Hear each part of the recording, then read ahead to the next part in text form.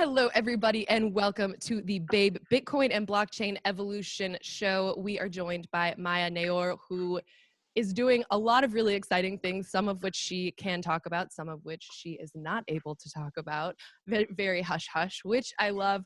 Maia, you're the COO of INX Exchange. So just really to bring people in, let's talk a little bit about who you are and how you got involved in the crypto space.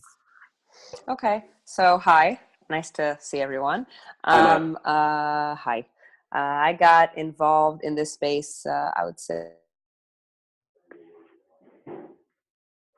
simple act of trying to purchase Bitcoin, and slowly with the right people developed into what we're doing nowadays. I think for us on the team, coming from a financial background, fintech background, looking at ICO fundraising was really kind of jaw-dropping. You know, companies go with so little insight to what's really going on, with almost no what's the word I'm looking for, no guarantees, no clear plan. And for us, it was really mind-blowing that it's going on this way, and pretty clear that the path that we've seen in other industries, the gaming, Forex, would come here too, which is the regulation. We just don't feel regulators are going to be, letting this situation go on. So no, the Wild West won't last forever. I mean, and you're exactly right. And for so us, talk a little bit about that, because you have filed an S1 with the SEC, which is correct, with the formal US SEC. Which is the right. formal process of going public. So we're not going to be able to get into too many details until that's been approved. So we'll just put that out there now. But you're attempting to open an exchange that will be able to deal with cryptos and derivatives, which means options and maybe futures down the road. Exactly. And you're going to come out with at least your own ICO or two to start with. So let's get into that a little bit. I agree with you. You know, we have this decentralized world of crypto where everybody's coming public with their ICO. There may or may not be a team of people behind it. There may or may not be any security behind it, right? These are all the concerns. And that's why, there's only a handful of these exchanges, from Coinbase, from Binance to Polyonics. There's a handful, right, that have gotten some stake in the market, but the market is so fresh and so new. So tell us where you think you can bring, to the market, and what INX will offer. Okay, so for us, really, you did the recap for me, Matt. I mean, we just don't believe that the landscape can continue as it is, and that it's so big that the regulators just can't ignore it anymore. We aim to be the first regulated exchange because we think, just like you said, the market is so small. Institutionals can't get into the game because they're not going to be, placing their funds on unregulated platforms with unregulated coins. It's just not an option. Even if they want to put a certain, share of their portfolio in cryptocurrencies, they just don't have the right platform for it. And I think we see great potential there. When you named actually some of the, well, of course, the bigger exchanges that are doing well, but for us, the regulated route is the real differentiator. It's for us, it's the only way to go. So in terms of features, sorry. No, it's fine. It's especially interesting for me coming from the poker space, because I don't know what you guys, how much you know about that, but I'm sure you're aware that, the government came in and just shut down all of these gigantic sites. And it was like, sorry, we took your money, and like, you may or may not ever get it back. So it is terrifying, I think, for a lot of people who have been through that experience to imagine now playing in another game where the same tragedy could come out of it. Definitely. I mean, I think it has. Even over the weekend, I think in Japan, the NEO, there was 550 million or so, dollars that were basically wiped out of accounts, and the exchange came out, quickly over the weekend and said, we will reimburse everybody. I don't know what that means or if that's true. With what reserve fund, with what liquidity fund? Like, everything is so dark. Yeah, everything is so dark. And I think for people that are coming from the traditional world, it's so clear that major elements are missing in the way the cryptocurrency is run, in terms of, liquidity funds or custodian, or it's just, Yep. it's very breached. So So that's the route for us. tell us about your background in fintech, what you've done that will give give us a view of why you have had some sense of doing this in the past, because I agree with you. Yeah, well, for me personally, I have 9 years experience at a Forex company. So I've gone through this. I've gone through this in a different industry with the regulator, and I think we have very good experience of how to work with the regulator, what the regulators are looking for, how you report to the regulators. I think it's funny, that in this project we're looking at the regulator as our best friend, because we really believe in this route for longevity. The exchanges you've mentioned are just making crazy amounts of money every day, but we just don't think that can be long lived, and we're really looking at that long run. We know this is the route for us. It's interesting because it's such a worldwide market, obviously, and Matt's mentioning stuff happening in Japan. And, from a poker background, a lot of what they're having right now is shared liquidity in certain countries, and then other countries are, separate and segregated, if you will, on their own. And then some of those now are coming back together. And you said you're, at this point, most interested in the US market. Do you see this as something that we could potentially regulate on a worldwide scale? I do. I think, of course, some territories are not open to that idea yet, but it was important for us to go to the US SEC just because it is, the most prestigious for us, the best place we could have started, really thinking big and thinking and feeling really that we would be welcomed in a way by the regulator, because, wanting to make this difference with us. So we will see how things develop, but that's definitely our anticipation. Well, one of the big, there's like, what I look at it from a trading perspective, and I see all these arbitrage opportunities, right? But the reality is they're a mirage, because you can't move money from, the buy side to the sell side with, like you said, I've got, I've opened up some accounts at a couple of these just to play with it, just to see how difficult it is from somebody who knows what they're doing.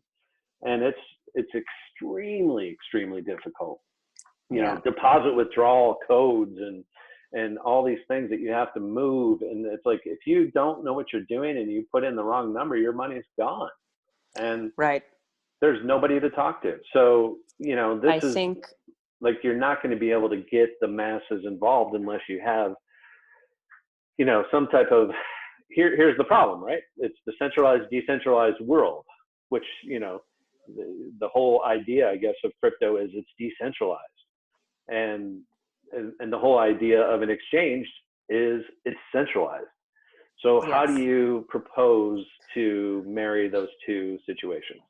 So it's interesting. I can't remember if we discussed this on the call now or just when we were making introductions before, but this was really how we got started with this idea. Was we were just, as individuals trying to purchase Bitcoin, and it was just so unfriendly, so unclear, not a good user experience. And I know some exchanges have, come out and been better at that. But when looking at this arena, it was also going through our minds to, okay, let's be the first exchange that does exactly what you're saying, that gaps that feeling of insecurity, and I don't even know what this code is, really, really makes it retail friendly. But for us, that was kind of looking at it in a small way, and the bigger way for us was really bringing in those big players. In terms of what you were saying about decentralized versus centralized, for us, you can't, it can't work with the regulator unless clients go through proper KYC procedures, AML. I mean, if you're looking to remain anonymous, our exchange probably won't be the exchange for you. I mean, that's classic. I think that's part of the reason you were talking about, people are having a hard time putting money into the exchanges, taking money out, just because you want to be able to work with banks freely. On the exchanges, you still have the fiat side.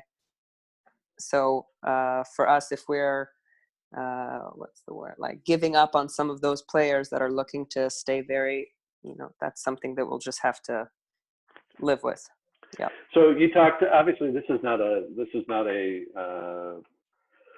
simple problem that you're trying to solve. So what kind of, where are you guys finding some of your initial backing capital wise, and how are you getting out of the gates with your own ICO? And tell us a little bit about what that ICO or two will be initially for you guys. So for us up until now, all our funding was out of pocket by the original founders. It was very, very important for us to differentiate ourselves from other ICOs, and as good as we think our idea is, not to just run with a presentation, a white paper, which is no replacement for a real prospectus, a real. That was just not an option for us. That's why we invested our own money going forward to start investing in technology, and most importantly in the legal route, the legal setup and all that infrastructure, working with legal teams and the regulator itself with the SEC. So that's been our two, I would say, prime investments with our funding up until now. And of course, we're looking to move forward with our ICO to establish the remaining funding that we will need for the operations of the company. Okay, so for those that are unfamiliar with an ICO, okay. It is an initial coin offering, but we are doing our best to always call it RCO, but then people aren't sure what we're talking about. It's a regulated coin offering. So so your term will be regulated, i.e. through an exchange that is kind of stamped exactly. it. This is okay to go. They've got reserves. They've got capital. So your RCO, your regulated offering, what is it around, and can you tell us a little bit about that? I can't talk too much about the structure of the token, actually, or the use of proceeds, again, because that is part of the prospectus of the F1 filing. But so that'll be kind of hard, but it's interesting because I think a lot of companies now are using, instead of going the traditional model of getting investment or going public in sort of this older way, I think companies are putting out ICOs, or yours will be an RCO, as a way to build people's investment in their business and company. It seems like an old thing that we've been doing for ages, but in sort of a new environment. Model. Yeah, I totally agree. We really believe in it as an alternative fundraising method. It's just, we can't believe that it's going to be able to continue the way it is with, just marketing whatever companies want to, the general public without certain, structure, format, rules to abide by. So for us, the fundraising idea itself is amazing. It's just like you're saying, it's like bringing this old way of really, launching a company, but with this new tool. I'm curious, as long as it's done the right way. Are you seeing, the institutional side? Are you seeing there are crypto hedge funds now? I always wonder, like, gosh, how do you side both ways of the trade in that situation? I have no idea. So, to your point, if we have a regulated product that's coming out and you can balance books kind of officially, have you talked to maybe more traditional funds that say, hey, I would love to put 50 million because I've got $1 billion to work, and I can only do increments of 50, let's say, if that's their example, they can only increment 50 let's say 5% of their funds towards a new idea. Have you approached some of those people, and would they be willing to say, if I had a way to truly buy and sell on a regulated exchange, I would do it tomorrow?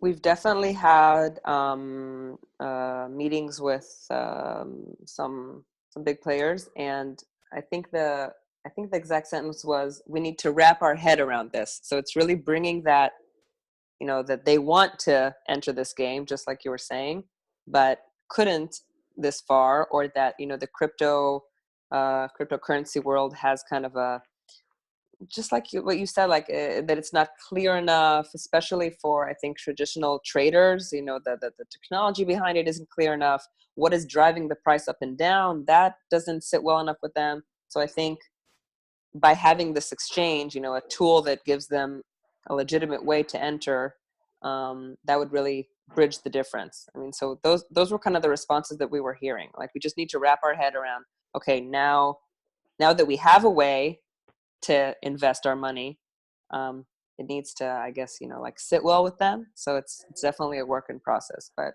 so then are you going out to other crypto companies and saying, list your product on our exchange? Is that going on in the background today?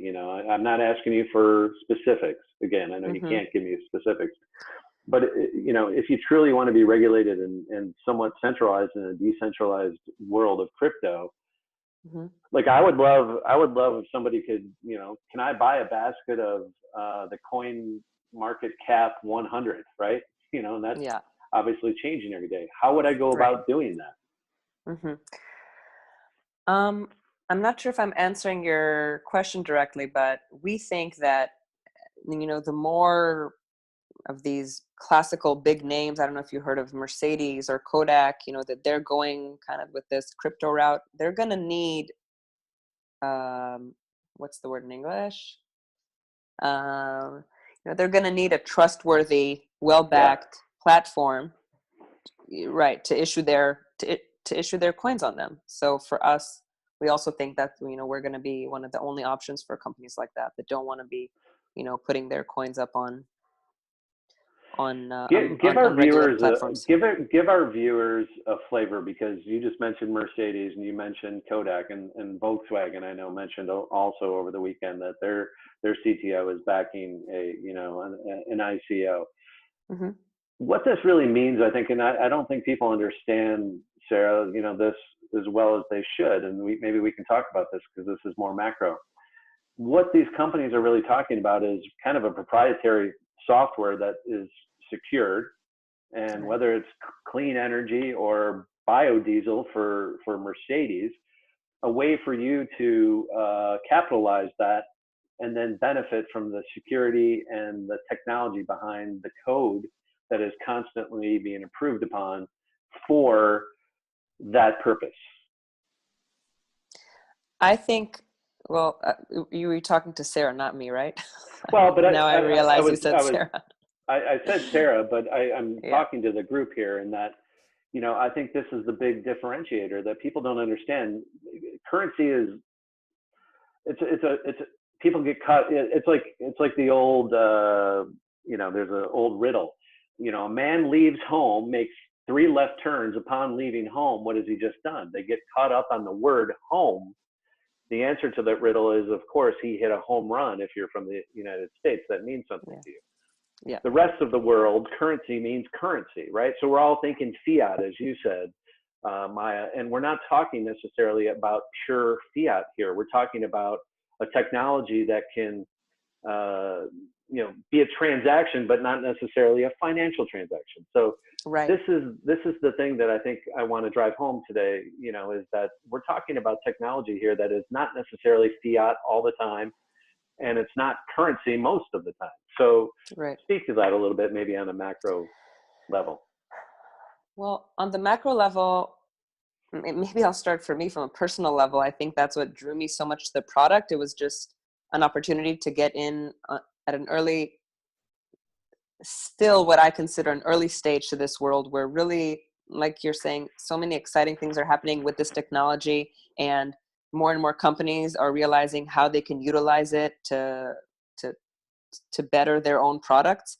So it's definitely not only on that classical currency side, but I think the reason that our product is, I think, easy to understand is that the blockchain technology is, what we're doing is not a development of the blockchain technology. So we're based on the blockchain technology, but I think, but really the differentiator and what's bringing us forward is the infrastructure and the way things are going to be run. But yeah, all these companies that are finding new and interesting ways to utilize cryptocurrency, big name regulated public companies, are gonna need a place to facilitate their tokens, and I really think INX will be the place.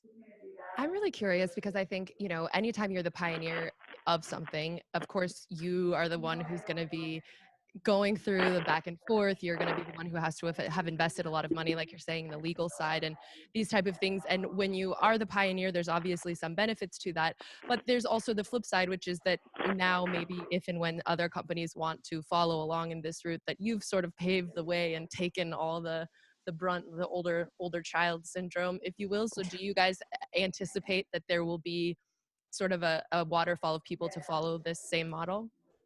We, I don't think that for a second we think we're going to be alone in this arena for long. I'd expect more and more exchanges to be catching on, for new exchanges coming up to do this from the start, and not go the unregulated route. But even if that happens, we would have been the first to do it. Even if companies will want to go the regulated route today.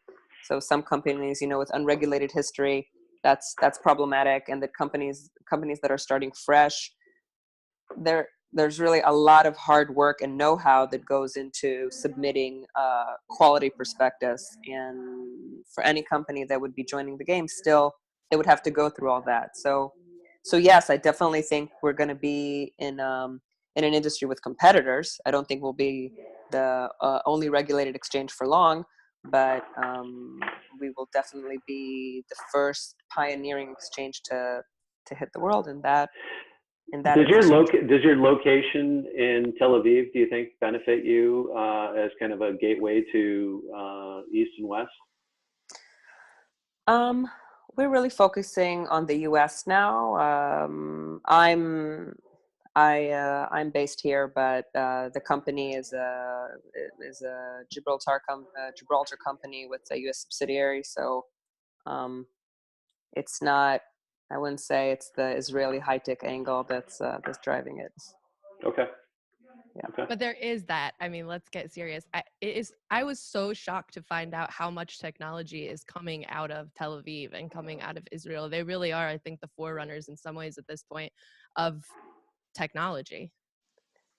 Is that what you focused on in your vacation here, Sarah? I hope you did also some restaurants and bars and good stuff like that. No, I'm joking. I've worked in this in the fintech industry in Israel for the last 10 years, and yeah, definitely there are amazing people here, amazing drive. I guess it's part of that culture, and very driven, don't really take no for an answer, and really go for what they believe in. But here we're not. It's going to be a U.S. based company, and it won't be operated out of Tel Aviv. So different. So Maia, we've taken enough of your time. I know you're very busy, and we'd like to have you on in the future. So as the S1 proceeds through the SEC, Sarah and I will definitely ask you on when you can give us more flavor. We can talk details. In the meantime, INX.exchange, people can take a look at the website. Any social media, Twitter, anything where we can follow you and kind of what's going on in the background? Well, the website has been the first to gone up, and we have relevant press releases there, and kind of get to know us. So that's a good place to start. Okay. And is it crazy to ask, like, is there any concept of a timeline? Like, is that just way too hard to guess at this point? Since, as far as we know, we're really the first company to submit such a prospectus, it's hard for me to say. But could be anything. I'm hoping we're looking at, 3 to 4 months. That's what I'm hoping for, but it's not something, we'll see. We'll have to see how that goes. Wonderful. I wish you luck. I will be there with my small little bank account trying to get it regulated. I hope so. It will really be a very transparent experience to be part of, I think, as opposed to a lot of what we're seeing, a lot of things we're seeing now in the market. So it'll be exciting. Maia, thanks for coming on with us today. I'm super excited for you, and I'm super excited to have an exchange that I would put real money into.